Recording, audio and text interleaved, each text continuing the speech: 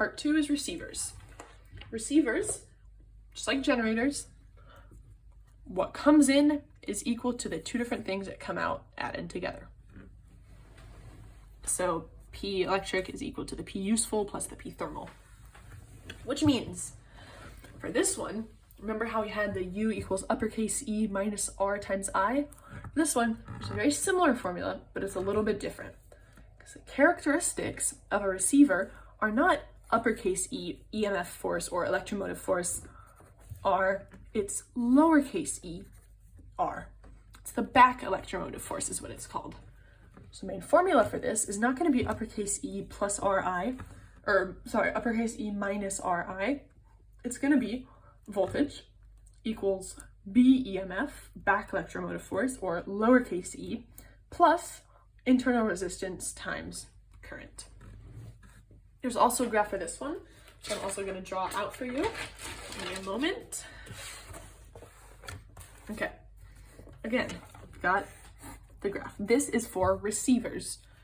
A motor could be a receiver, I think. Yeah, so again, graph looks like this, U, I.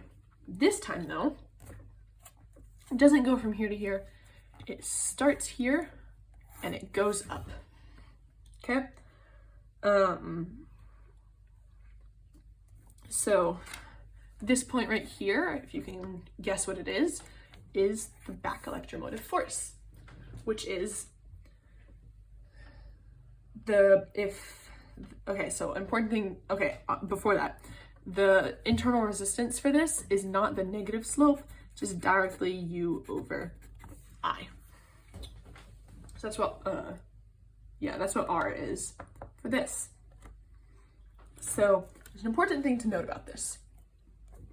If the voltage is under this, there will be no current.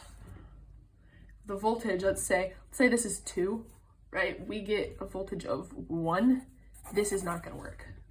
It has to be above this. Important to know. So for this one, the efficiency of, again, we're in receivers. We're talking about receivers. Efficiency is lowercase e over U. The last one was U over uppercase E, but this one is lowercase e, or back EMF force or back electromotive force is lowercase e over U. Then we're gonna go to electric circuits. There's a couple important things that we need to learn about this. First of all, there's 2 types. If you have a bunch of generators, I'm just drawing batteries because they're the most well-known ones, in series, the E total is just going to be E1 plus E2 plus E3 and so on and so forth.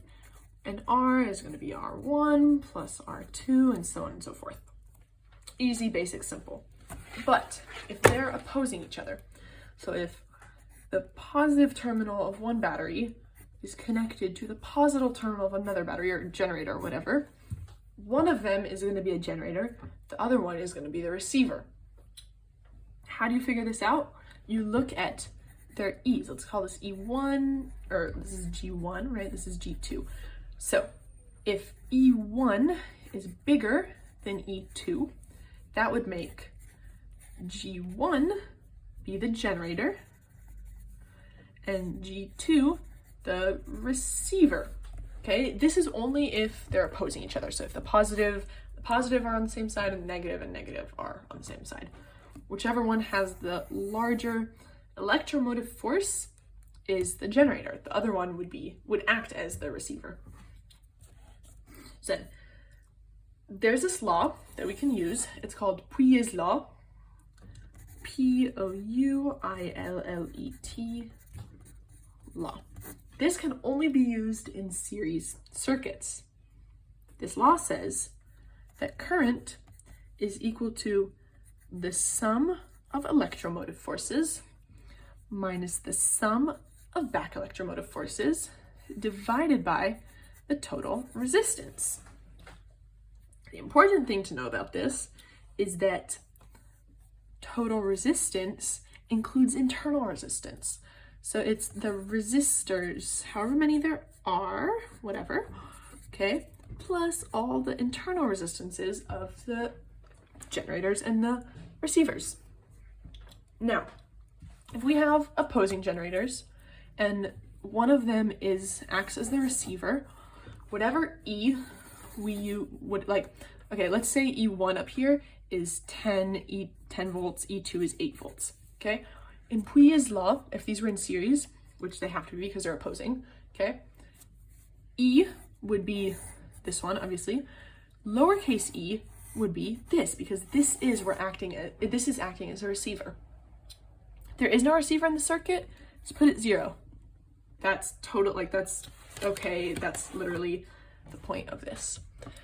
So that's everything. I don't think there's anything else to explain. Let me know if you have any questions.